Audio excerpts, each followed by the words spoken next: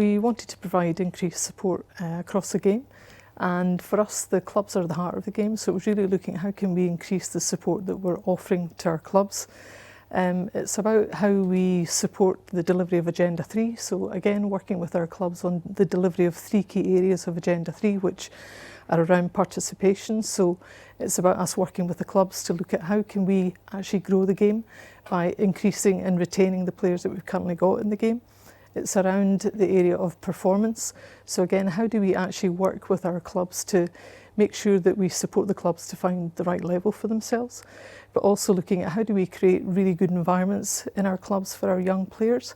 And the final aspect of Agenda 3 is really looking at finance, and it's about us working with our clubs to make sure that financially that they are sustainable, and really about us bringing Agenda 3 to life, so that instead of our staff actually working with just clubs, or working with youth in schools, or women and girls, or working across equalities, it's about actually saying that everybody is responsible for delivering everything in the game, and that we're inclusive in everything that we're delivering.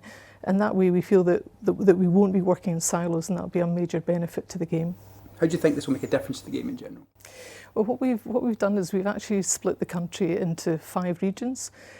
So we've employed 5 regional directors. These regional directors will each be responsible for driving the growth and development of the game within their own regions, and they'll be accountable for the development of the game within the region too.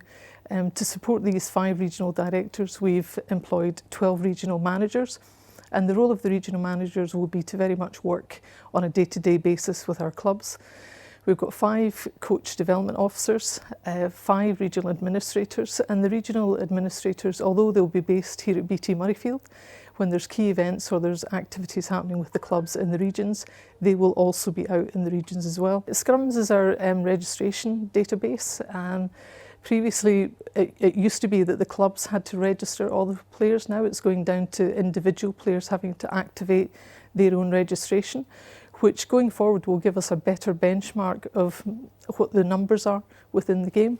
Previously on CDMS, we had people on the system that hadn't probably pulled on their boots for 10, 15 or even 20 years in some instances.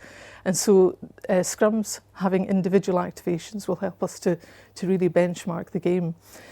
Through scrums, people will also be able to, clubs will be able to create team sheets. So at the weekend, using either their mobile phone or a tablet, that they can create the team sheet, which will take away a lot of work and effort and make it easier for clubs.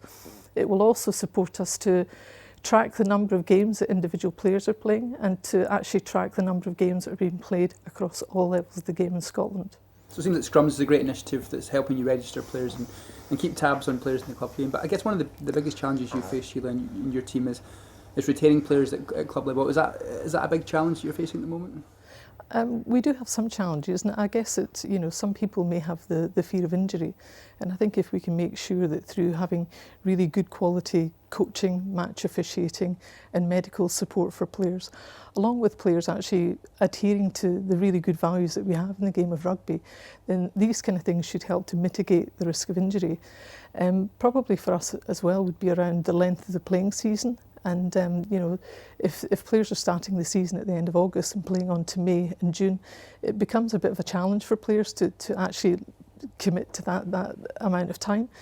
So really, one of the things that we're going to do this year is to actually go out and do a consultation with the clubs to look at the playing season, to look at the number of games, the number of teams and leagues, etc., to see how can we make the game more attractive to keep players in the game.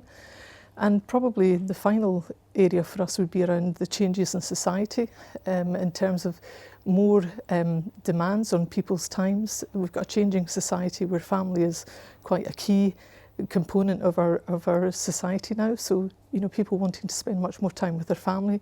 Working habits have changed, so people work weekends as a normal part of what they do.